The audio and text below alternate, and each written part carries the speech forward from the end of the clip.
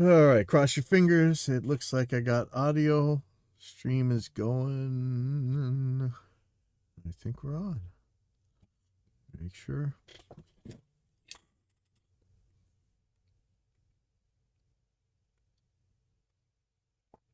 I think we're good. So,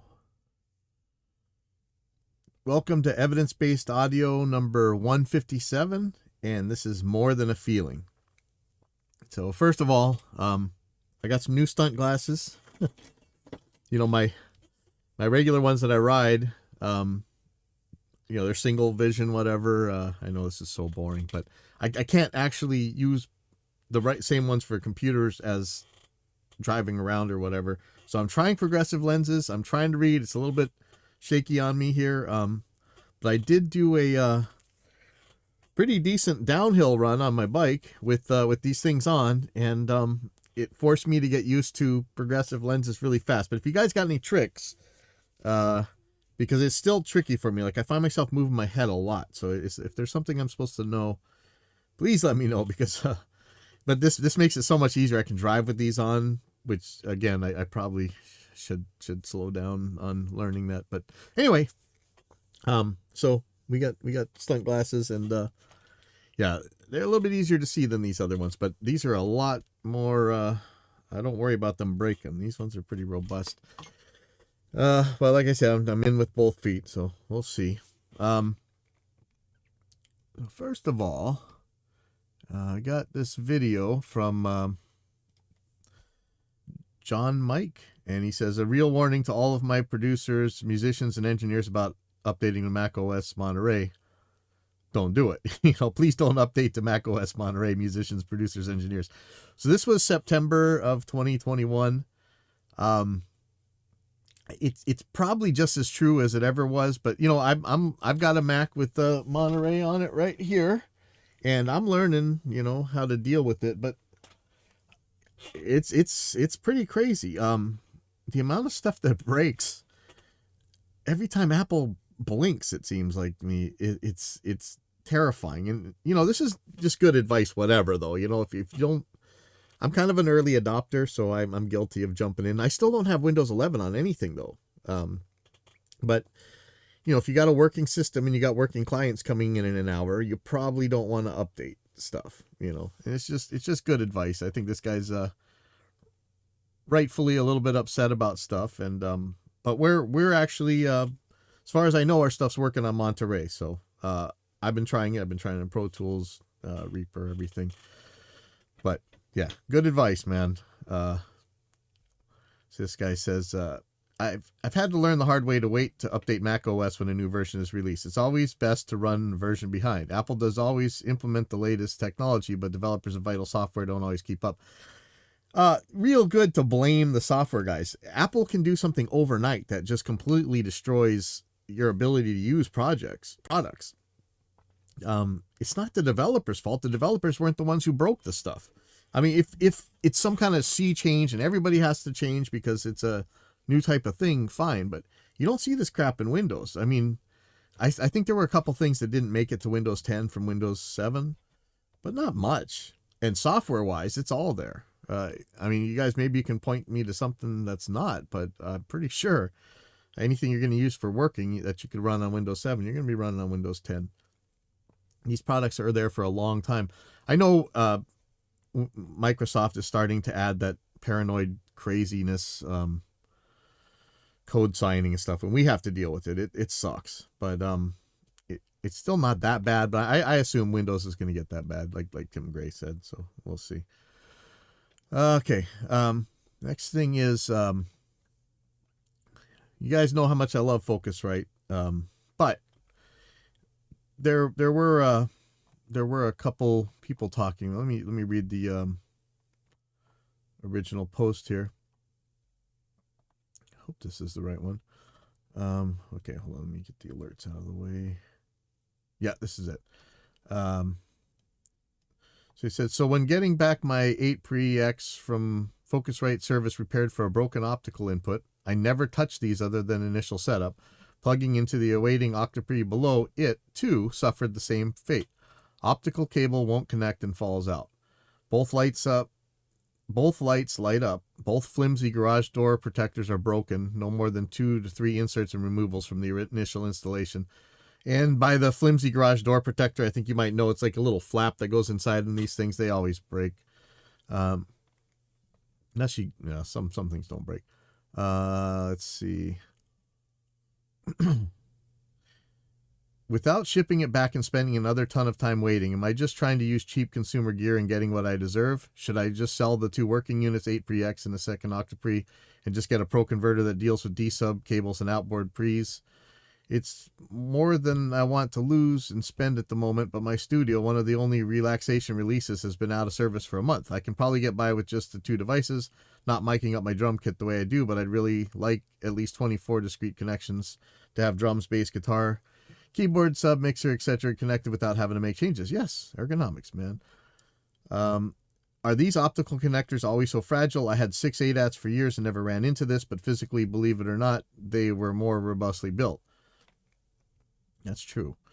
Do I own some cheap Chinese-made crap dressed up as pro gear? Pick attached. Do you think I can just open it and align it to work? Okay, first of all, just about everything's going to be Chinese, so there's nothing you can do about it, and that's just what you're going to get.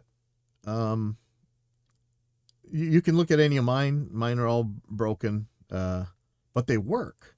They just don't hold on to the cable. This bottom one is crazy. Like, that's funny that it actually fell out like that. I've actually never seen that happen. I've seen all sorts of problems from these things, but I haven't actually seen that part fall out with the light like that. That's crazy. I would open it up and try and realign it, honestly. I've got a bunch of these octapres for cheap because the power supplies went out, and Focusrite sold me new power supplies for them, and now I've got some extra ones. But I mean, everything's gonna be made in China, man. I mean, there's almost no way to avoid it. This is weird. This is really weird. I think Focusrite should do something for you about this. Yeah, the garage door opener things just break right off. That's normal. I almost wonder if you have some weirdo ADAT cable that's pushing through there or something.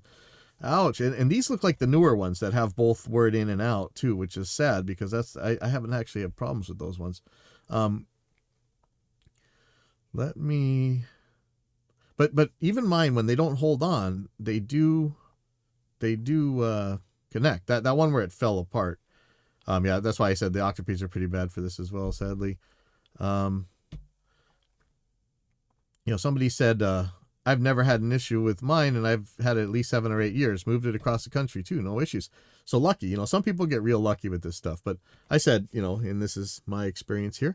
I've installed dozens of these. Personally, have 5 of the Mark IIs and 3 of the Dynamics. I also have some of the newer ones.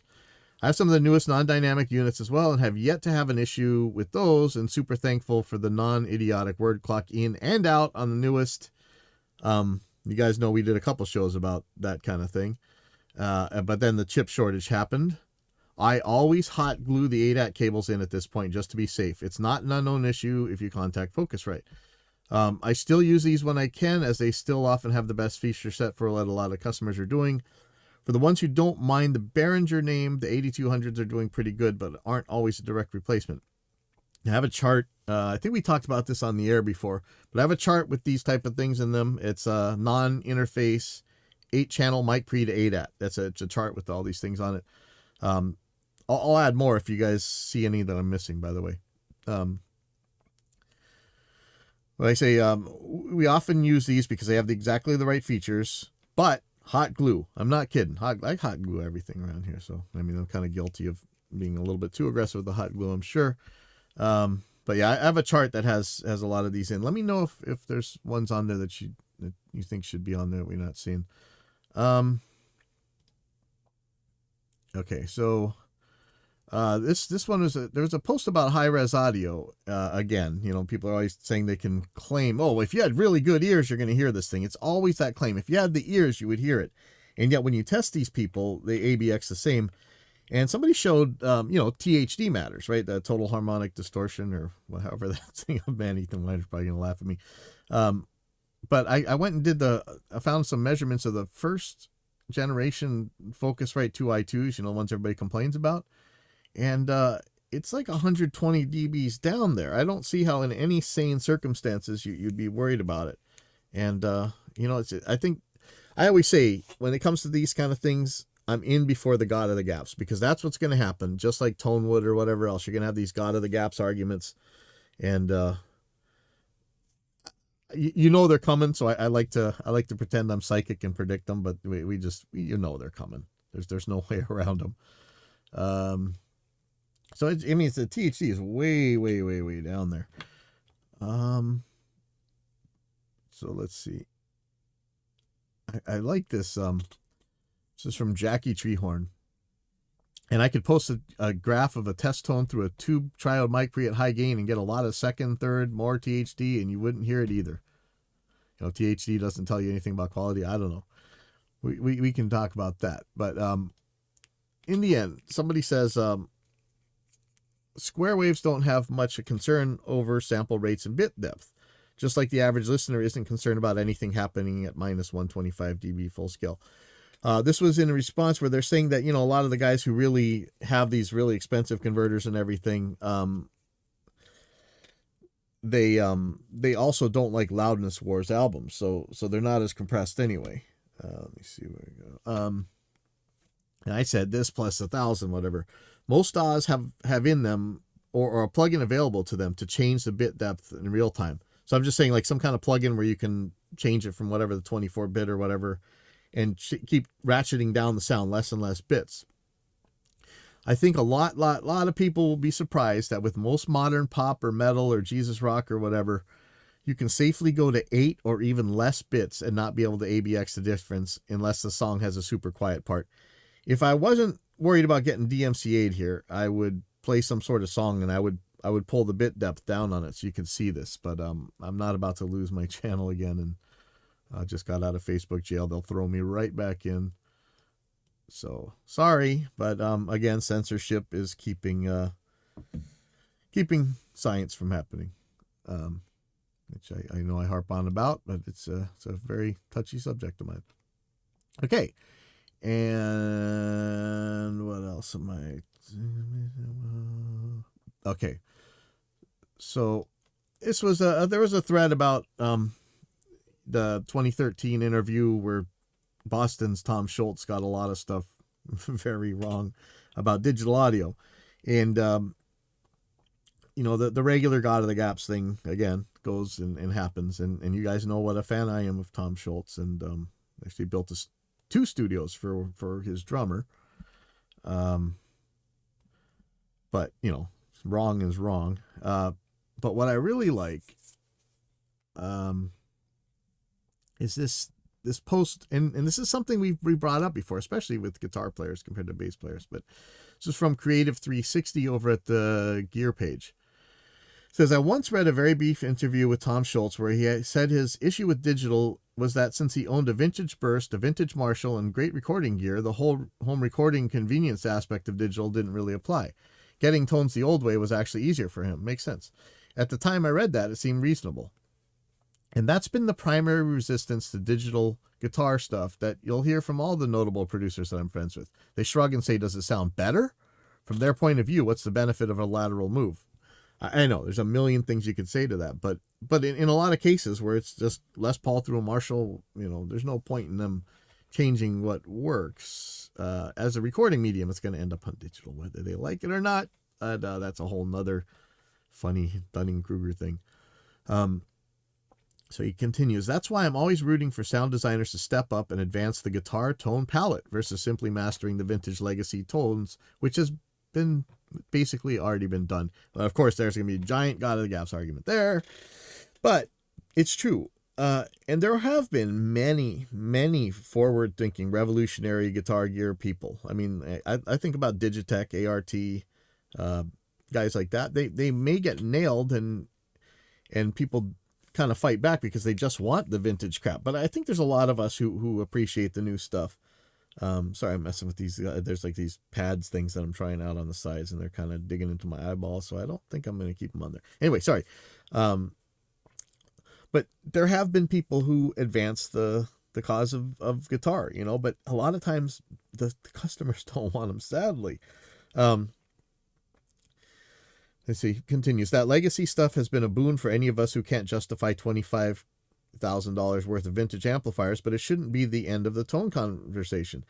And for the producers with holy grail amp collections that cover all the bases and all the outboard gear rock stars dream about, there has to be compelling sonic creative reasons to ditch the analog stuff since it works so well. Not just the analog stuff, but there seems to be a digital plateau where it's okay. If it was in a Bradshaw board in that era, so SPX 90, PCM, like the Lexicon stuff, the PCM 60s, TC Electronics, what would they have back then? A couple things. The Eventide DSP HD H3000. So somehow that stuff's all okay, but you know, there's free plugins right now that absolutely blow away the tracking and sound on that on the H3000's harmonizer, and they're faster. So there are things that have been upgraded, but it's really weird. Like it's like they want this vintage digital as well. So he continues, will it happen? Who knows? I say, why not? I'm not sure it'll be in its own box like a Bluesbreaker 1962 or a Deluxe, but it's not so hard to imagine an amp with a name created by a person, but digitally, that may only exist in a computer or plug-in. That's not exactly what we've heard before. I think that's already happening. And think about something like, you know, I talk about the Helix and those kind of devices a lot. I know they mostly put in vintage stuff, but they do it in a way that you couldn't have done without, even with the Bradshaw board, you couldn't have done. There's types of control and routing and stuff. But yeah, you know, I like when people make new things too, you know, and Line 6 actually did make like a couple new amp things. Regarding limitations of digital today, as an owner of great amps, great plugins, and a Kemper, my sense is that it's the person dialing in the tone, not a deficit in the potential of current devices and plugins that a tone snob might notice, and really probably won't, and maybe claim as proof of analog supremacy, whether it's true or not. Meanwhile, sure, great amps, great microphones, preamps, great rooms, sweet consoles, and sometimes even tape, at least for compression and two-track mix, and obviously good players is still a wonderful way to make records. And that's why we talk about this a lot. You know, bass players have no problem with composite instruments, you know, like graphite necks or strong stuff. Why are we using wood on guitars, man? It's heavy, it's weak, and it's rare, and we need as many trees as we can to be the lungs of this planet. So let's get off of the wood stuff, please. And you know, I know it's not exactly what he's talking about, but again, I like working on effects that haven't been done before. So I'm hoping to do some cool things with guitar, or maybe they've been done, but not really as for guitars, you know, whatever. Let's keep moving forward. The technology didn't stop in 1960 or 1990 or whatever. Keep moving. Let's keep going. Let's see.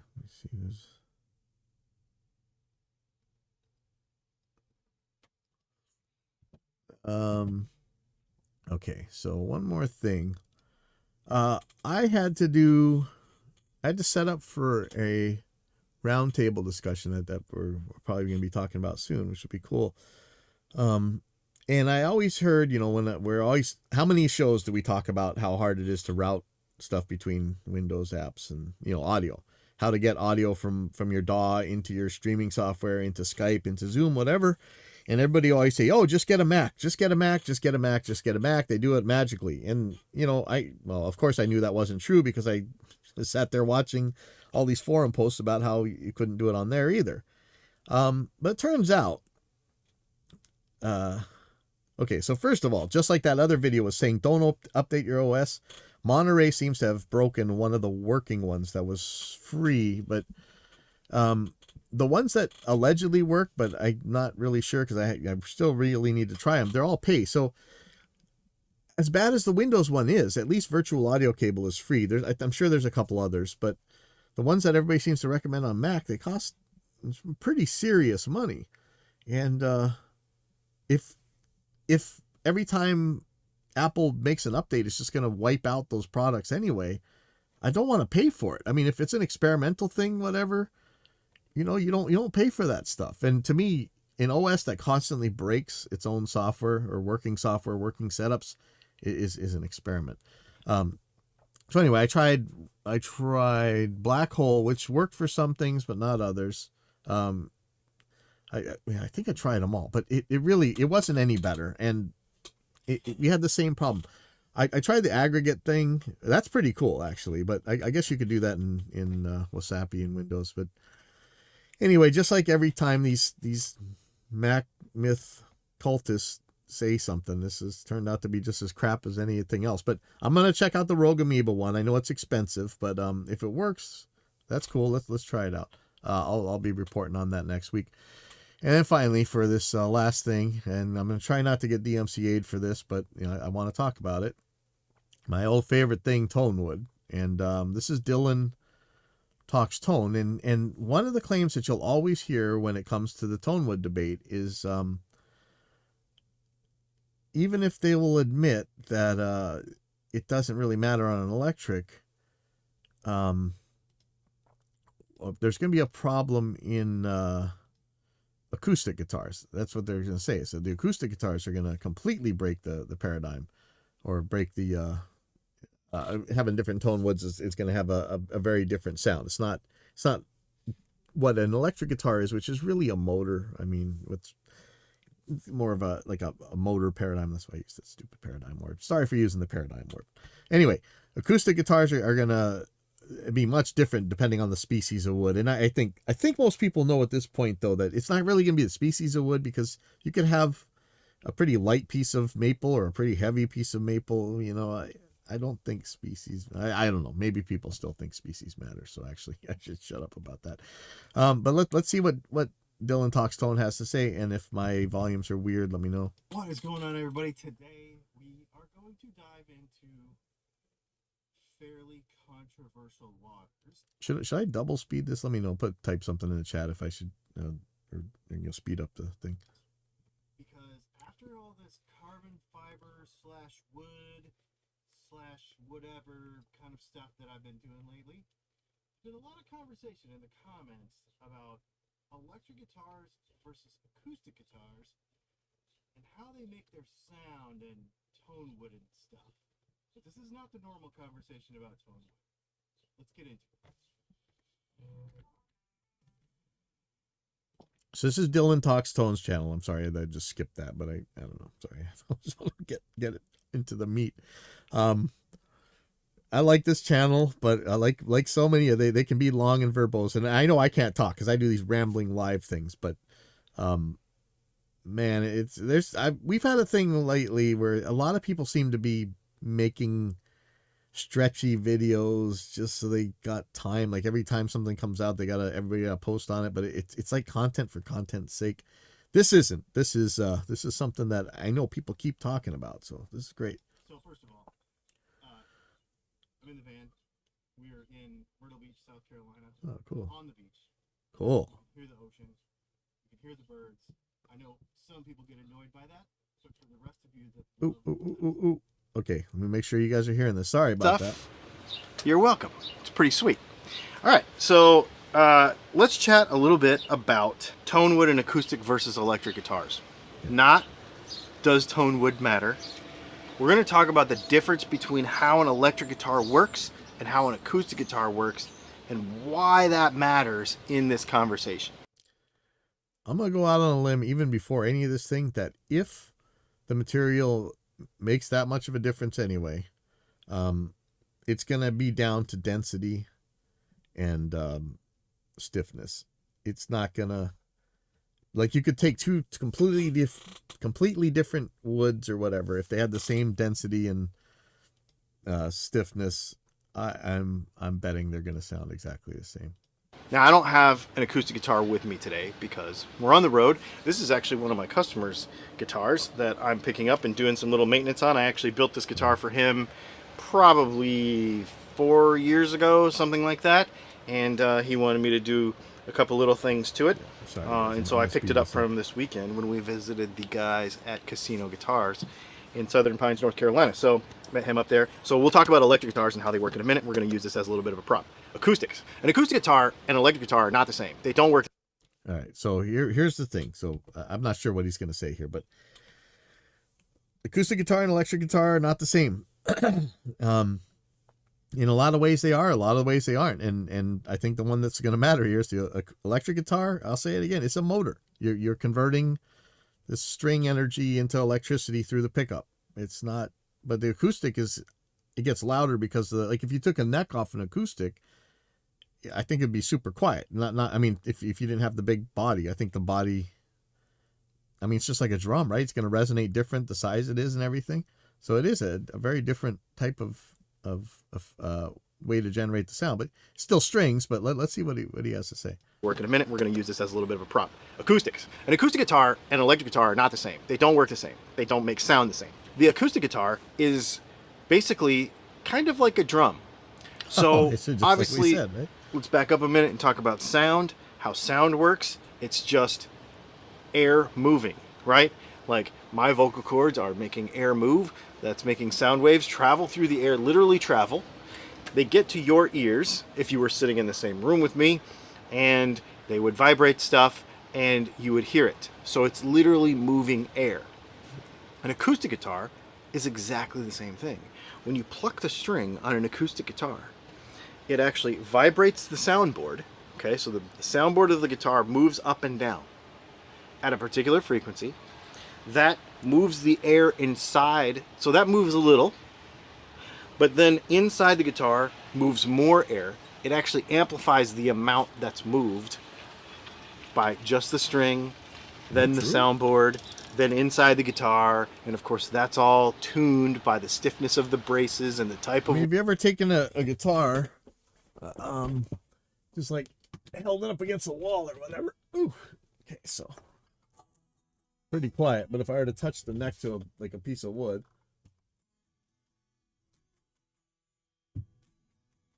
I don't know if you can hear the difference, but it's dramatically louder there. You know, and that's not even an acoustic. Wood and how stiff the wood is and how thick the wood is to how much air moves when the soundboard moves and basically puffs out the sound hole. So he's saying like I was thinking, how stiff is it? And if it's too soggy, it's not going to be loud enough too. Like there's got to be a range. As you are also aware, sound comes from all sides of an acoustic guitar because it will vibrate the back, it will vibrate the sides, and it kind of works all in concert. But really, an acoustic guitar is a drum. You pluck the string, it moves air, just like if you were to strike the top of a snare drum, it moves air, that moves more air, and that's what we hear. When we are putting together an acoustic guitar, engineering an acoustic guitar, you look at like McPherson, for example, super engineered in the way it works and how it works. We've got a video on that. The idea is to decide how much air is to be moved and how accurately, because the whole point of all of this is to, when we pluck the string and we hold our fretted note a certain way, right? And we pluck the string, we want to duplicate that sound to our ears the way we meant it to happen when we plucked the string. Man, this all makes a lot of sense, and I'm actually hearing some stuff I didn't know before. But what I do fear is that a lot of the traditional guitar schools, the Lutherie academies and things, they definitely teach myths about electronics and wood and stuff. So I wonder, do we really know this stuff? But I have a feeling it's true. I mean, if I put an ukulele body on, you can get pretty much the same acoustic, and they sound pretty drastically different with different shapes. So just like drums, I mean, there's no reason to think that's not true. I mean, because we definitely know that with drums, right? So with an acoustic guitar, that's what you do. When you pluck that string, you vibrate that top, you move that air, and the goal of when you build an acoustic guitar, for an acoustic guitar builder, is to be able to do that in such a way that it conveys the movement of air to your ear. Now, when we put a pickup in it, that's a... Now, it seems like if there's too much, if it's too smeary, you almost could have that one note bass problem. If like, I never really thought about that accuracy thing before, you know? So it's, I wonder if that's really what makes some acoustics so indistinct when it comes to note. That's very interesting. Whole nother story. And if you want to know about acoustic pickups and how they work and the different types, please let me know. Put it in the comments and I'll make a video. But right now we're talking about a completely acoustic guitar moving air. How does wood and the building materials of an acoustic guitar come into play?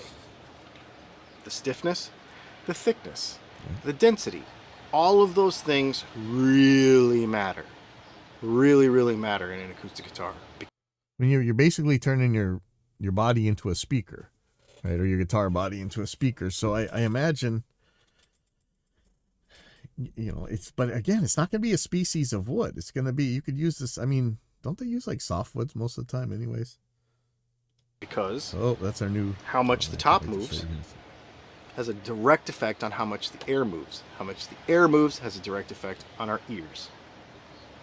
Now, let's move it over to an electric guitar.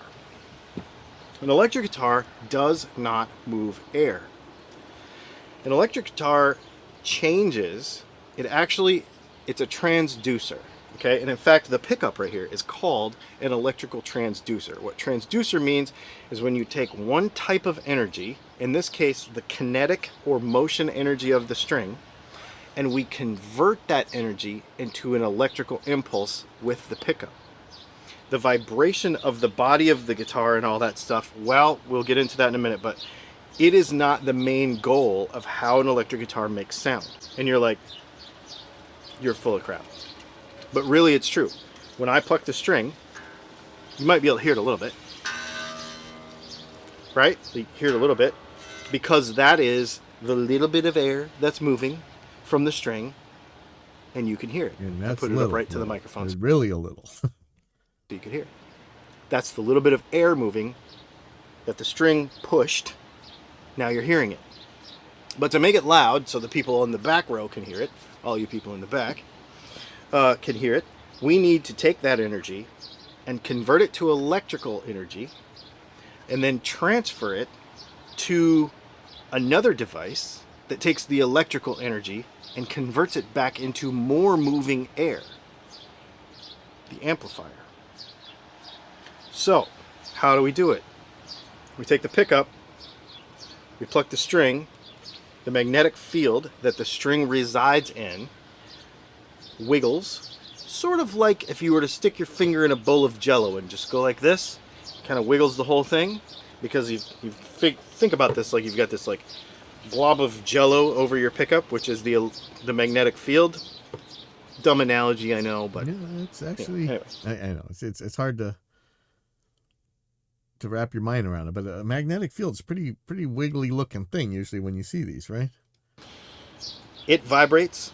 That's a loose way of saying it. It actually moves within that magnetic field. That creates an electrical impulse in the pickup. That goes to the amp. That electrical impulse gets made bigger by the preamp and then bigger by the power amp, then gets converted back to kinetic energy with the speaker, pushes air, and you hear with your ear. You hear is that sparrows behind them? Where's the birders at? I think they know which ones are which, right? The goal of an electric guitar is not to move through vibration of kinetic energy. That is not the goal of an electric guitar. And you're going to say, yeah, but bro, like the resonance, bro, like totally. Like when I strum it, I can feel it in my body. Now it may do that. And that may be a side effect. You're right.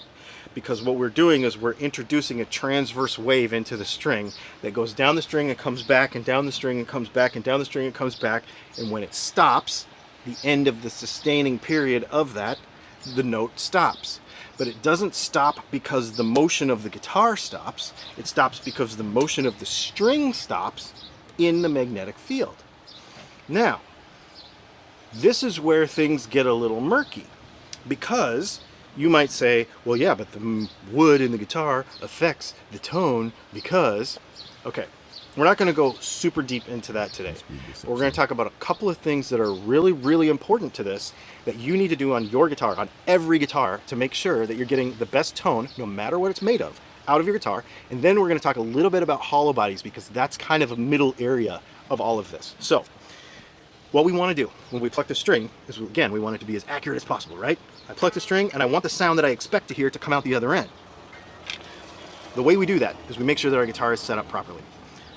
The most sustain is not going to come from some exotic wood that cost $1 billion. It's going to come from a correct break angle of the string over the bridge.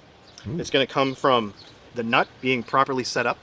Because remember, we're dealing with kinetic energy. Anytime we have a buzz or any kind of vibration, extraneous vibration that's not supposed to be there, any kind of string buzz, any kind of fret buzz, any kind of nut buzz where it gives you that little zzz or that little sitar kind of sound, or those little rattles that you get in your bridge, all those little things are energy that is wasted when we... I mean, that's what we always say, right? In anything, you know, that if you're dampening, you know. It's interesting, that break angle thing. I'd like to know more about this. I used to hear about it a lot, and it was said by the same people who really spouted a lot of nonsense. So I kind of ignored it, but maybe I should listen. Pluck the note. Any energy that's wasted is now lost forever, and it's not in the note that we intended to make.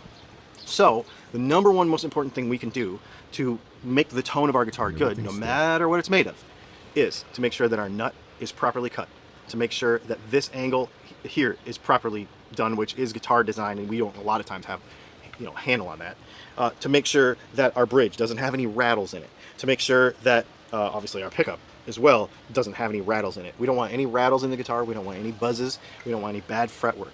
A good guitar setup is going to be the number one most important thing to make sure that the kinetic energy that you introduce into the guitar gets accurately portrayed as electrical energy and then back into kinetic energy to make sound. So we've got that. We've got an electric guitar. We know how it makes sound. Acoustic guitars move air. Electric guitars convert kinetic energy to electrical energy. That's all they do. You can paint them whatever color you want. That's all they do. What about semi-hollow bodies? Because you know that a Les Paul sounds different than a 335 with the same pickups, the same scale length, and everything else. That's the easiest way or simplest way. Is that true? I thought so too, but now I don't think so.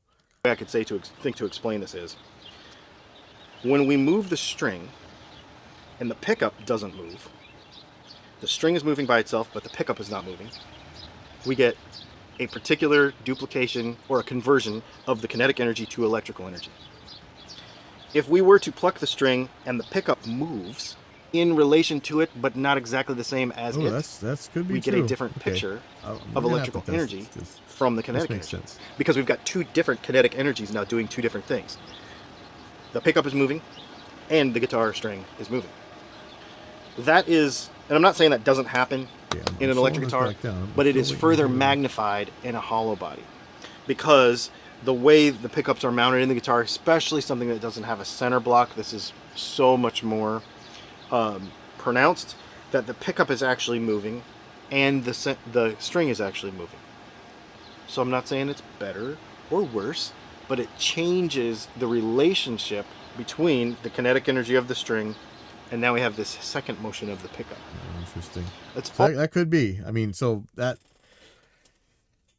yeah, I don't know. I just never really thought about that. That's a very good point. That the pickup and body moving on the 335 may change how the string converts electrical energy.